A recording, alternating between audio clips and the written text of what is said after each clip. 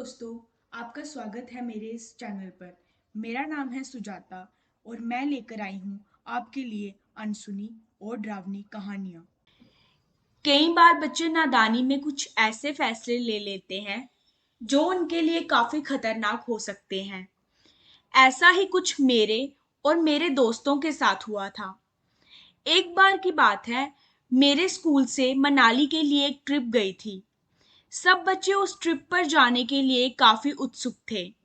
ये ट्रिप 5 दिन की थी, जहां वो मनाली और उसके आसपास वाली जगह घूमने के लिए लेके जा रहे थे। ट्रिप का सुनते ही हम तो काफी खुश हो गए थे और जाने की तैयारी करने लगे। आखिरकार स्कूल ट्रिप का दिन आ ही गया। मनाली पहुंचते पहुंचते हम काफी लेट हो गए थे। हमारे स्कूल के टीचर्स ने फैसला किया कि हम आज रात को होटल रुक जाएंगे और अगले दिन सुबह घूमने के लिए निकलेंगे। लेकिन मैं और मेरे दोस्त घूमने के लिए काफी उत्सुक थे। इसलिए हम सबने प्लान बनाया कि सबके सो जाने के बाद हम होटल से निकल जाएंगे और बाहर कहीं घूम के वापस आ जाएंगे। ये सोचकर हमने रात होने का इंतजार किया और रात होते ही वहां से निकल गए। हमें पता था कि होटल के 300 मीटर दूर एक चाय की टपरी है, क्योंकि आते समय हमने वो देखी थी। हम सब ने सोचा कि पैदल पैदल वहां तक जाया जाए और चाय पीकर वापस आ जाएंगे। हम सब ने चलना शुरू कर दिया।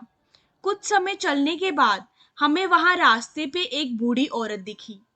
उस औरत ने हमसे खाने के लिए कुछ मांगा। हमने सोचा, इतनी रात को ये औरत यहाँ क्या कर रही है। हमें उस पर थोड़ा तरस भी आ गया था, तो मेरे दोस्त ने अपनी जेब से एक बिस्किट का पैकेट निकालकर उसे दे दिया और हम लोग वहां से जाने लगे। तभी उस औरत ने हमें कहा कि मेरे बेटे के लिए भी कुछ खाने को दे जाओ, उसे भी भूख लगी है।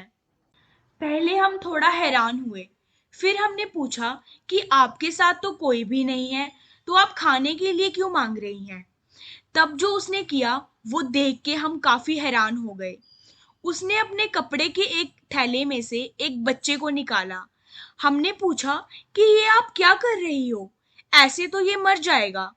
तब उस औरत ने हमें बोला कि ये पहले ही मर चुका है।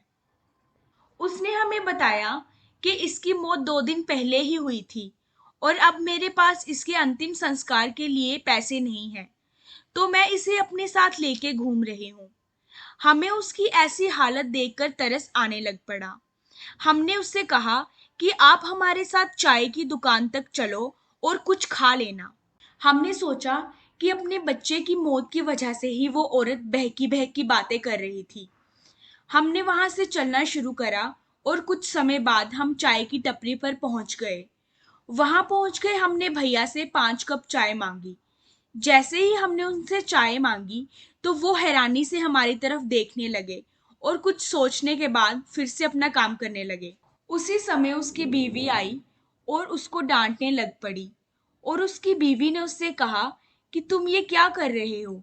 ये बच्चे चुपके से अपने होटल से निकल जाते हैं, फिर बाद में इनके टीचर्स हमें डांटते हैं कि तुम लोगों ने इन्हें वापस क्यों नहीं भेजा। ये कहते कहते उसने हमें कहा कि हम वहां से चले जाएं। ऐसा व्यवहार देखकर हम काफी हैरान हुए और वहां से गुस्से में निकल गए। आगे जाते हुए मेरा एक दोस्त सिगरेट जलाने लग पड़ा।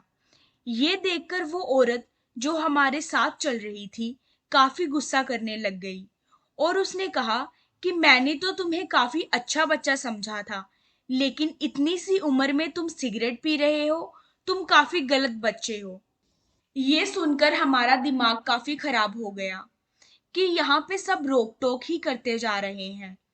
जैसे हम उन्हें कुछ कहते, एक बाइक हमारी साइड से निकली और थोड़ी आगे जाके रुकी।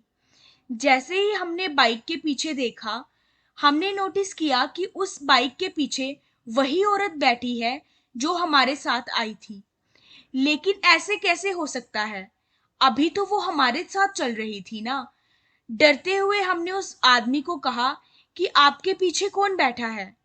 उस आदमी ने हमें बोला कि कोई भी तो नहीं है और तुम इतनी रात को यहाँ पे क्या कर रहे हो।